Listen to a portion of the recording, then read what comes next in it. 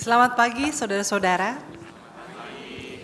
Saya senang melihat ada banyak orang yang hadir di ruangan gereja ini walaupun ini long weekend ya. Artinya saudara-saudara termasuk orang-orang yang setia untuk tetap datang beribadah. Walaupun mungkin habis ini ada yang mau pergi liburan dan sebagainya, tapi artinya Tuhan tetap menjadi bagian penting. Kalau bukan yang terpenting ya dalam hidup kita. Saudara-saudara, bicara tentang kehidupan, dalam kehidupan saya mengamati bahwa setiap orang menjelang, ya maksudnya orang dalam arti ketika sudah besar lah ya. Anak-anak saya lupa gimana anak-anak berpikir, tapi manusia itu begitu kesadarannya mulai develop, biasanya menantikan yang namanya perubahan. Sadar ataupun tidak. Perubahan dalam arti mungkin ada yang berharap perubahan gajinya nambah. Perubahan keadaan keuangannya berubah, makin makmur. Berubah kondisi kesehatan. Mungkin yang lagi sakit, yang lagi kurang sehat, berharap ada perubahan, bisa lebih sehat. Atau mungkin berharap kalau lagi nimbang gitu, timbangannya angkanya berubah ke sesuai yang kita mau. Atau mungkin perubahan yang kita harapkan adalah pada dalam kondisi relasi kita. Berharap supaya pasangan kita tuh mau ke gereja, jadi lebih rajin ke gereja, mau berdoa, mau baca Alkitab. Berharap supaya mertua dan ipar enggak terlalu bawel ya. Berharap supaya begini begitu, adalah harapan-harapannya. Mungkin dengan sadar, mungkin tidak dengan sadar. Ada pengharapan akan perubahan yang kita inginkan. Dan biasanya dalam semua itu kita membawanya dalam doa. Dalam semuanya itu kita membawanya dalam pengharapan kita kepada Tuhan. Ya, sekali lagi sadar ataupun tidak, mungkin terucap atau tidak, itu semua berada dalam relasi kita dengan Tuhan. Termasuk juga ketika kita dengan sadar mengharapkan perubahan-perubahan itu dalam doa-doa yang kita panjatkan, kita mengharapkan itu terjadi, namun kelihatannya Tuhan bukan saja tidak segera menjawab, tapi seperti tarik ulur, up and down. Nah saudara-saudara, ini kadang-kadang ini dialami oleh manusia. Ya, termasuk juga mungkin kadang-kadang kita berharap Tuhan, kita bukan berharap, kita berkata Tuhan kalau memang enggak ya udah bilang enggak yang jelas. Jangan kayaknya kok enggak tapi nanti muncul lagi iya apa enggak gitu ya. Jangan mempermainkan perasaan. Nah, tapi saudara-saudara, kalau kita lihat apa yang dialami oleh para murid bersama dengan Yesus, ini kalau dari sudut pandang manusia mungkin bisa dilihat seperti itu. Kita tahu ya, murid-murid itu dari orang yang kalangan bawah, kaum marginal, dipanggil oleh Tuhan. Ada yang nelayan, ada yang pemungut cukai, ada yang aktivis pemberontak, kaum zelot dan sebagainya, orang yang biasa-biasa aja lah. Mereka tiba-tiba dipanggil oleh Tuhan dan menjadi circle-nya Tuhan Yesus yang semacam selebriti. Jadi walaupun tokoh subversif yang berakhir di kayu salib, tetapi untuk beberapa tahun murid-murid yang tadinya bukan siapa-siapa ini mengalami jadi manusia yang lumayan keren lah. Masuk dari ring satunya orang yang terkenal, orang yang diikuti oleh banyak orang, orang yang didengarkan oleh banyak orang. Ya ada semacam kebanggaan tentunya sebagai manusia. Namun mendadak mereka ditinggal dalam peristiwa Golgota. Mendadak ketika rasanya ya kita ingat peristiwa Hosana, Yesus disambut masuk Yerusalem, itu rasanya keren banget. Tapi malam itu juga Tuhan Yesus ditangkap dan besoknya mati di kayu salib. Itu kalau ngomong perasaan tuh ngedrop banget tuh ya, shock, kaget, roller coaster banget. Lalu tapi muncul lagi harapan karena 3 hari kemudian Yesus bangkit. Yesus bangkit dan ini mereka dengan hati yang masih tercabik-cabik, mereka mulai berharap lagi tapi masih takut-takut. Tapi Yesus 40 hari bersama dengan mereka. Selama bersama dengan mereka Yesus juga mengajarkan kepada mereka, memberikan mereka pemahaman Alkitab ya, pemahaman perjanjian lama. Lukas 2 ayat 45 dikatakan ia membuka pikiran mereka sehingga mereka mengerti kitab suci. Jadi ada sebuah fase dalam kehidupan para murid, kalau ketika Yesus bersama-sama dengan mereka selama 3 tahun dikatakan mereka seringkali gak paham. Yesus bicara soal anak manusia harus menderita, Petrus bilang Tuhan jangan ngomong kayak gitu ya. Yesus bicara soal apa mereka gak paham. Tapi sesudah peristiwa Paskah Mereka jadi mengerti dan mereka bisa mendapat ya, melihat perjumpaan dengan Yesus, perjumpaan 2.0 ini, mereka bisa dibukakan dan mereka menjadi mengerti akan firman Tuhan. Nah, lalu mulai muncul ada harapan itu, makanya kemudian tadi dalam Kisah Para Rasul ada murid yang bertanya, Tuhan, maukah Engkau pada masa ini memulihkan kerajaan bagi Israel? Di sini kita lihat orang yang tadinya punya pengharapan, bukan siapa-siapa, diajak masuk ke lingkaran dalam Tuhan Yesus, punya pengharapan, ngedrop, ya Yesus mati disalib, Yesus bangkit lagi mengajarkan, lalu muncul lagi harapan itu ya, perubahan yang mereka harapkan. Maukah Engkau pada masa kini memulihkan kerajaan Israel? Saudara-saudara, ini adalah pengharapan, hal yang mereka harapkan yang sifatnya duniawi, tetapi sangat real buat mereka. Sama seperti mungkin yang tadi saya tanya di awal atau saya ajak kita mengingat di awal, perubahan yang sangat kita harapkan terjadi dalam hidup kita. Entah sadar atau tidak, sebuah doa yang berkali-kali bertahun-tahun kita panjatkan kepada Tuhan. Kita berharap perubahan itu terjadi dan ini muncul lagi harapan itu. Sesudah tadinya mereka dihancurkan harapannya, sekarang mulai lagi dan harapan itu muncul lagi. Keinginan yang sama, Tuhan Yesus memulihkan kerajaan Israel pada masa kini. Tapi Yesus menjawabnya, kamu gak perlu tahu kapan dan bagaimana. Ini lagi-lagi ya, udah berharap, udah gak usah nanya-nanya, bukan urusan kamu, gak usah tahu, itu bukan urusan kamu. Saudara-saudara, ini tentunya kalau kita menjadi manusia yang punya ego yang besar, atau tidak melihat Tuhan bukan lawan kita yang seimbang, mungkin banyak manusia yang menjadi kecewa dalam pengharapannya, dalam doa-doanya. Karena pengennya ya Tuhan jawab dong ya, kayak tadi saya bilang ya, iya enggak, jangan pakai misteri begini, kamu tidak perlu tahu kapan dan bagaimana, itu pengetahuan yang menjadi milik Bapak. Ya kasih tahu dong kan, jadi saya tahu gitu. Mungkin kalau kita manusia yang menganggap bahwa kita ini kurang lebih 11-12 sama Tuhan, mungkin kita akan menjadi marah dan kecewa. Namun untungnya para murid-murid sesudah Paskah, mereka mengalami transformasi, mengalami perubahan. Lalu bukan saja mereka dikatakan itu bukan urusan kamu, Yesus kemudian naik ke sorga meninggalkan mereka dengan janji Roh Kudus. Dan apakah langsung mereka terima Roh Kudusnya, saudara-saudara? Enggak, mereka masih harus menanti lagi. Baliklah ke Yerusalem, nantikan Roh Kudus. Memang kita tahu cuma 10 hari.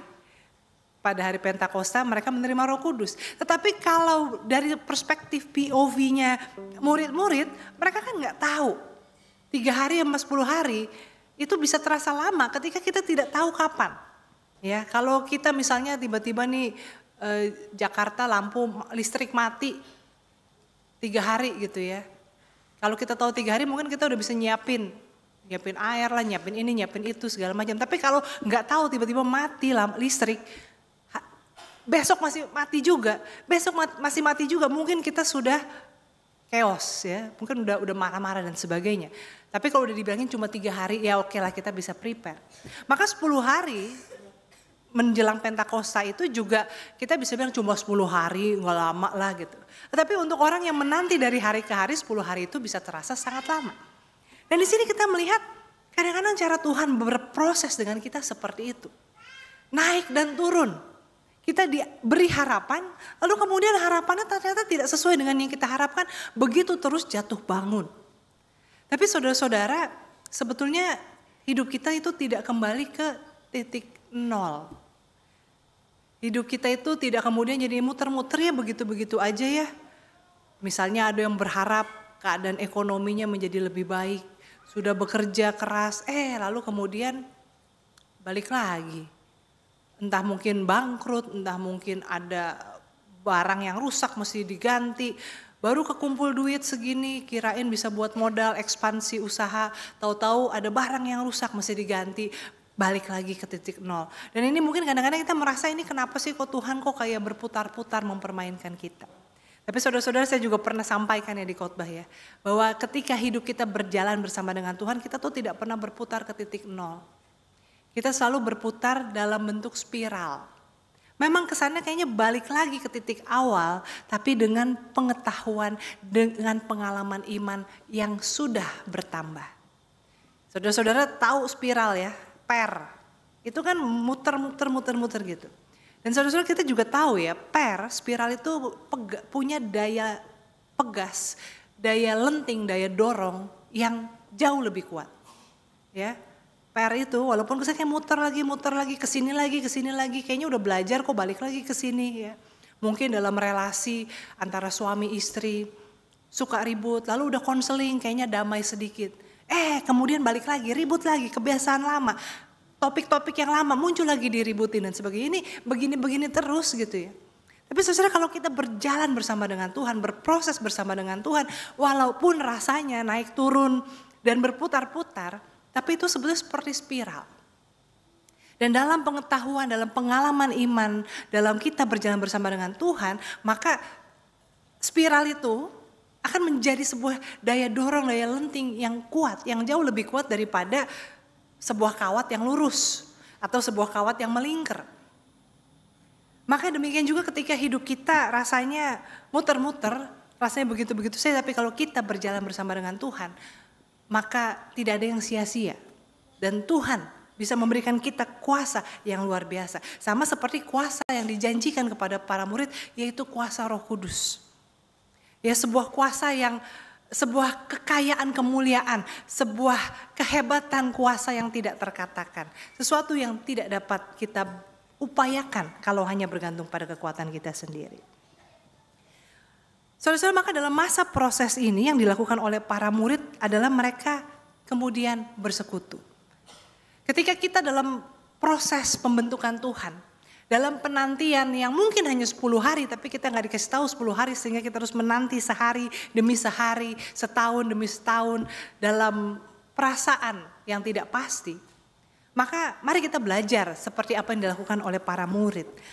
Pertama yaitu mereka selalu bersama-sama, berkumpul bersama. Saudara-saudara, ini saya bicara secara harafiah maupun juga secara simbolis. Bagaimana kita menjalani kehidupan dalam pengharapan, penantian kita tidak bisa kita lakukan sendirian.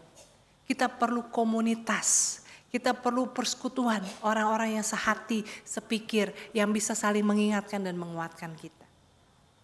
Bagaimana murid-murid bisa melalui masa-masa penantian ketika harapan mereka dinaik turunkan seperti itu adalah mereka bersama-sama. Ada banyak hal yang sulit kita hadapi, tetapi kalau kita punya teman, kita punya sahabat, kita punya saudara dalam menghadapi itu, maka itu akan menjadi kekuatan. Menjadi daya dorong, menjadi spiral itu tadi, daya pegas. Nah oleh karena itu saudara-saudara, pilihlah, carilah dan jadilah orang-orang yang baik dalam persekutuan.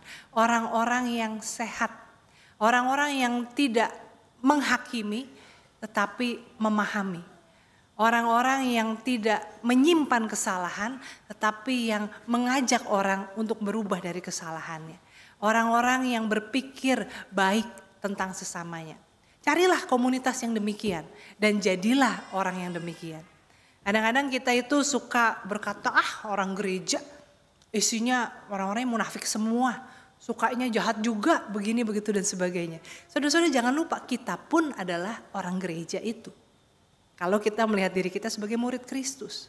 Maka kalau kita melihat bahwa persekutuan yang ada mungkin tidak ideal, tidak baik, maka jadilah yang baik. Tularkanlah apa yang baik itu. Kalau kita menjalani kehidupan dengan mengharapkan orang menjadi sahabat bagi kita, menjadi teman yang baik, yang mau mendengarkan, yang mau menolong, dan kita tidak mau melakukan apapun, kita hanya berharap ada manusia kayak begitu datang dalam hidup kita, ya maka biasanya kita akan terus-menerus kecewa. Tapi kalau mindset kita adalah saya mau menjadi teman yang baik, saya mau menjadi teman yang setia, saya mau menjadi orang yang tidak mudah menghakimi, saya mau menjadi orang yang cepat mengampuni, saya mau menjadi orang yang berada bersama dengan orang yang susah, maka kita gak akan pernah kekurangan teman, kita gak akan pernah kekurangan komunitas yang mendukung di saat kita juga mengalami kesusahan. Ya, itu yang pertama, dalam proses penantian, pengharapan, dalam perasaan yang terombang-ambingkan, murid-murid mendapati diri mereka dalam persekutuan saudara seiman. Yang kedua, saudara-saudara, yang dilakukan oleh para murid dikatakan mereka berkumpul di bait Allah dan memuliakan Allah. Ya, bahkan sebelum menerima Roh Kudus, karena kita tahu dalam Kisah Para Rasul sesudah menerima Roh Kudus, murid-murid setiap hari berkumpul di bait Allah, membacakan mazmur, memuliakan Tuhan, memecahkan roti dan sebagainya. Tetapi dalam masa penantian itu sebelum Roh Kudus turun pun mereka sudah berkumpul dan memuliakan Allah. Saudara-saudara, memuliakan Allah itu kalau dalam bahasa resmi teologi itu dikatakan doksologi. Bagian dari puji-pujian, ya, doksa itu kemuliaan. Dan di sini bukan hanya dalam arti beribadah atau menyanyi atau membaca mazmur, tetapi soal cultivate gratitude and attitude. Jadi bagaimana kita mengupayakan rasa syukur dan juga mengupayakan attitude, sikap yang memuliakan Tuhan. Jadi memuliakan Tuhan, berkumpul bersama memuliakan Allah itu bukan cuma sekedar nyanyi-nyanyi atau ya meditasi atau baca Alkitab. Tetapi bagaimana hati kita dipenuhi dengan rasa syukur dan juga terpancar dalam sikap hidup kita yang memuliakan Allah. Ya kan, kalau kita memuliakan Tuhan kan apa? Kita mengucap syukur, Tuhan baik, Tuhan hebat, Tuhan maha kuasa, itu kan gambaran memuliakan Tuhan. Maka artinya kan hati kita tuh bersyukur. Tapi tidak mudah ya saudara-saudara ya. Coba jalani sehari aja tanpa komplain. Bisa gak? Oh bisa lah, gampang cuma sehari gitu ya. Tapi coba deh ya, saudara-saudara, ntar ada aja gitu ya, orang jalan di depan kita, ih lama amat sih gitu ya. Atau aduh ini AC-nya kurang adem nih, kayaknya gerah gitu ya. Hal-hal kayak gitu tuh kan sebetulnya kan bentuk komplain. Ternyata susah saudara-saudara untuk menjalani hidup kita tuh tanpa komplain tapi dengan bersyukur. Ada orang misalnya di gereja, aduh sebelah saya tadi tuh nyanyinya fales. Ya kan berarti kita bersyukur ya, bari kuping kita masih berfungsi ya, jadi kedengeran. Kalau kita nggak tahu kalau dia nyanyi fales, bisa jadi karena apa? Karena kita juga fales nyanyinya ya. Jadi kita nggak tahu bagaimana nyanyi yang benar. Jadi cultivate gratitude. Cultivate itu kan bercocok tanam ya. Cultivate itu ya bercocok tanam. Jadi mengupayakan. Rasa syukur itu bukan otomatis tapi diupayakan. Dan memuliakan Allah dengan sikap hidup kita. Apakah dari kita bangun tidur sampai kita nanti merem lagi, hidup kita itu sudah memuliakan Tuhan, atau malah sebaliknya menjadi batu sandungan dan atau membuat orang Kristen kok kayak gitu ya, membuat nama Tuhan jadi tercoreng, walaupun ya tentunya nama Tuhan lebih besar daripada sikap dan kelakuan kita. Nah, yang ketiga saudara-saudara adalah bagaimana murid-murid itu juga belajar kebenaran firman Tuhan. Dalam masa-masa hidup kita, dalam masa hidup kita kan dari penantian ke penantian ya, dari harapan ke satu harapan yang lain, dari upaya perubahan yang ini menjadi perubahan yang lain. Waktu kita muda kita berharap perubahan kita bicara soal studi, soal pergaulan. Ketika kita dewasa kita berharap soal keluarga kita berharap soal keuangan kita. Ketika kita semakin tua pengharapan kita akan perubahan adalah soal anak cucu kita, anak mantu kita, kesehatan kita, relasi dengan sesama saudara dan sebagainya. Hidup dari penantian ke penantian itu. Maka murid-murid memperlengkapi diri dengan kebenaran firman Tuhan. Walaupun memang bukan karena mereka yang mencari, tapi Yesus yang memberikan. Tadi saya katakan bahwa Yesus mengajarkan tentang dirinya, tentang Mesias. Dalam Lukas pasal 24, selama 40 hari Tuhan menampakkan diri, dia mengajarkan tentang siapa itu Mesias dari kitab Taurat, para nabi dan Mazmur. Dan di sini kita melihat bahwa perlu kita memiliki pemahaman yang benar tentang kehendak Tuhan. Dalam perjalanan hidup kita perlu diperlengkapi dengan ortodoksi. Ortodoksi di sini bukan artinya gereja ortodoks, tetapi sebuah pengajaran yang lurus, yang benar. Orto itu kan artinya lurus ya, makanya kan ada ortopedi, ortodontis, itu kan meluruskan yang tidak, ya lurus itu bukan berarti harus garis lurus, tapi maksudnya alignment gitu ya. Jadi memang mestinya begini ya begini, orto. Nah saudara-saudara, ortodoksi di sini bicara soal bagaimana kita menjalani kehidupan itu dengan pemahaman yang benar tentang apa yang menjadi kehendak Tuhan. Tuhan Yesus mengajarkan firman Tuhan tentang Mesias kepada murid-murid supaya mereka paham apa yang menjadi panggilan mereka. Demikian juga kita dalam pergumulan-pergumulan kita jangan hanya mau menyampaikan kehendak kita. Ketika kita berdoa, sertai dengan pembacaan Alkitab. Karena kalau kita berdoa cuma kita doang yang mau ngomong, Tuhan udah tahu kita mau ngomong apa.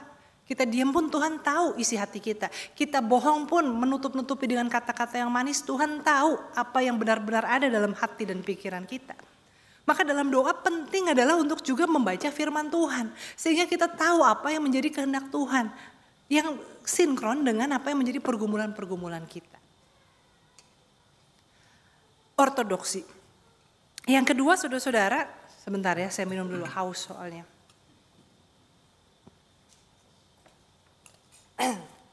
Yang kedua saudara-saudara adalah ortopraksis, yaitu sikap hidup yang benar. Dikatakan dalam Lukas pasal 24 ayat 47, Tuhan Yesus juga mengajarkan bahwa yang harus mereka beritakan adalah pertobatan untuk pengampunan dosa. Jadi sudah tahu Mesias itu sesuai Alkitab ada di kitab Taurat, para nabi dan Mazmur, lalu apa? Bertobatlah supaya kita bisa menerima kuasa, anugerah, keselamatan melalui pengampunan dosa itu. Nah, dan di sini saudara-saudara, ini diperintahkan kepada para murid untuk diberitakan kepada segala bangsa. Dan dalam hal ini bukan artinya murid-murid diminta untuk memberitakan ancaman soal neraka atau kualat, hukuman kalau tidak bertobat. Tetapi kabar baik pertobatan. Dan oleh karena itu saudara-saudara, kita pertama-tama harus lebih dulu melaluinya. Bagaimana hidup kita adalah hidup yang merupakan buah-buah pertobatan. Hidup sebagai orang-orang yang sudah mengalami pengampunan dosa. Saudara-saudara, kita hidup di tengah bangsa Indonesia saat ini, bahkan dunia lah ya. Saat ini ada banyak sekali krisis. Ada banyak sekali pemberitaan-pemberitaan yang bikin pusing. Melihat komentar-komentar pejabat yang kok begitu ya.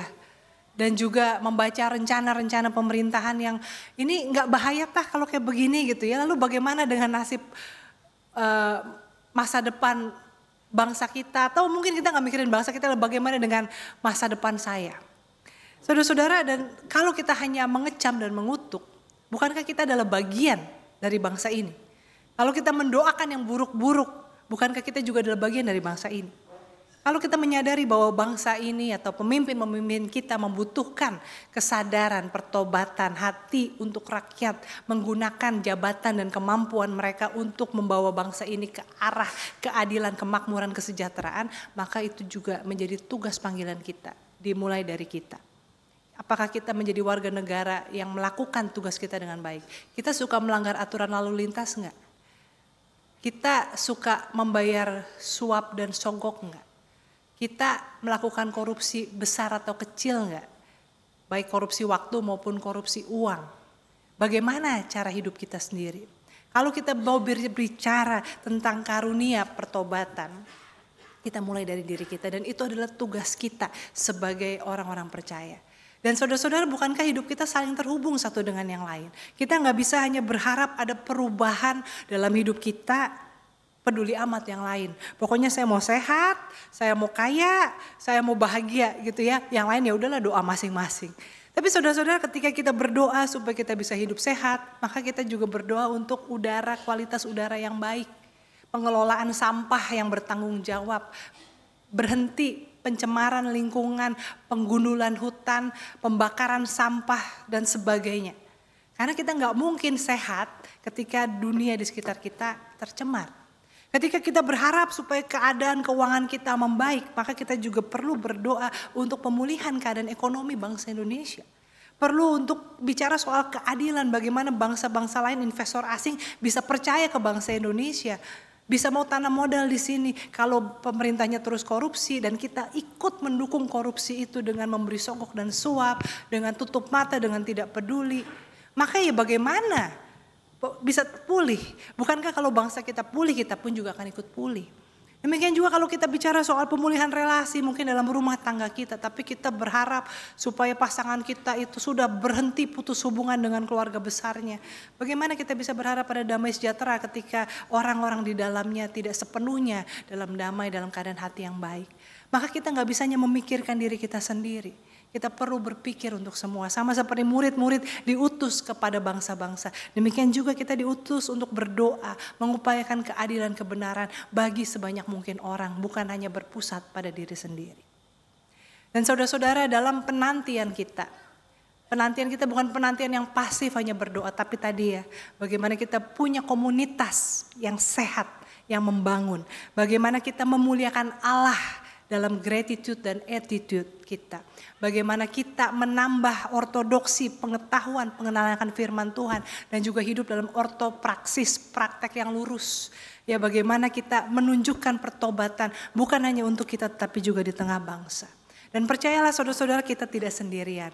Walaupun rasanya kita sedang berputar-putar, tapi kita dibentuk Tuhan menjadi spiral, pegas, yang punya daya dorong, daya lenting yang luar biasa. Dan dalam hal itu adalah karya kuasa Roh Kudus dalam diri kita. Maka ketika Tuhan Yesus naik ke sorga, ada sebuah karunia untuk kita. Untuk kita berkarya di tengah dunia dalam penyertaan Roh Kudus. Jadi mari kita sebagai anak-anak Tuhan, kita tunjukkan apa yang menjadi panggilan kita. Dampak kita di tengah dunia, menjadi garam dan terang dunia. Kita berharap, kita berdoa untuk kebaikan bagi semua. Kita juga berindu bangsa Indonesia dipulihkan. Ya, menjadi bangsa yang hidup dalam takut akan Tuhan. Kejujuran, keadilan, damai sejahtera. Dan bukan hanya Indonesia tapi seluruh dunia. Saudara-saudara, biarlah kiranya peristiwa kenaikan Tuhan ke surga ini mengingatkan kita akan tugas dan tanggung jawab kita. Dan bahwa kita tidak pernah sendirian. Amin.